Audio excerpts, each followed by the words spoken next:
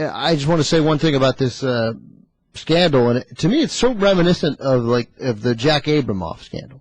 It's like it starts. It's a little story about lobbyists and they're doing really clearly sort of illegal favors for Indian casinos. The favors aren't illegal, but the bribes were illegal. And when the U.S. Attorney story broke, it was clearly not a tiny story, but I mean, you think, okay, these guys deceived the country and the world about Iraq's weapons of mass destruction, their nuclear readiness, and started an aggressive war with a country that was no threat to us, and in the process we've tortured people and violated the Constitution and broke the FISA law, and then eliminate habeas corpus. They did that legally because they got Congress to go along. But they've broken laws right and left and ignored the Constitution, and we have Republicans calling them was the worst administration ever, the worst president the United States has ever had. Clearly, crime after crime after crime, and deceit after deceit after deceit.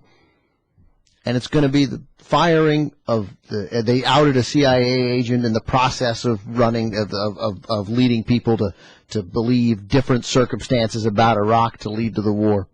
And it's going to be the firing of U.S. attorneys that may actually cost Karl Rove his job. Yeah, Ben, I feel the same way as you do. I feel like, God, we should have gotten him on a billion other things. But the function of why this is such a much bigger story than all those more egregious things, Ben, in my opinion, is just simply a function of time. This is the first huge thing that broke when the Democrats were in power, and they could subpoena people, and they could force them to testify.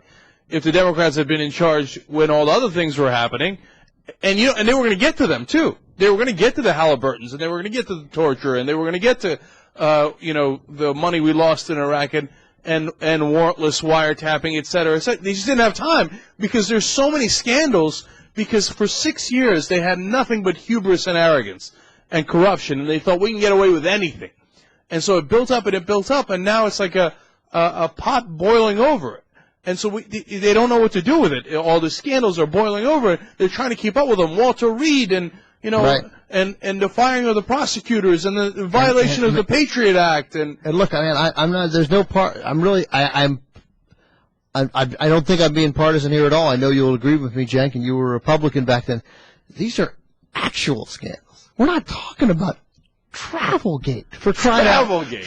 Come on, what are we talking about? Travelgate? We're talking about Travelgate. We're talking about Travelgate. Anybody remember what Travelgate was? First of all, the answer is no. Right. No. But first of all, no one remembers. You know why? Because it was nothing. It wasn't a scandal. They were traveling somewhere. What?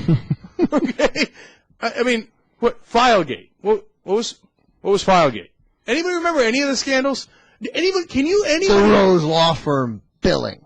Okay.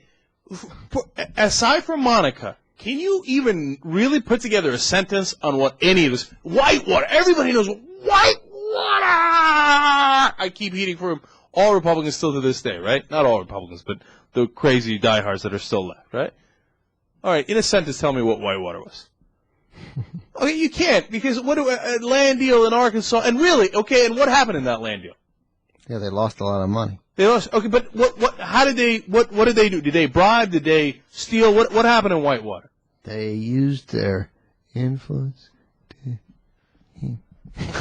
Well, first of all, of course, they investigated for $80 million and found nothing on Whitewater. But besides that, you can't even remember what it was because it was so stupid. It was something that happened in the 1912. Okay, it was okay. I mean, Strom Thurmond was a kid when it happened, and Ben's right. These are real scandals, not BS scandals.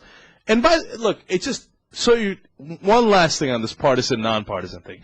The Mark Rich pardon was terrible. There was no need for that pardon. It was terrible.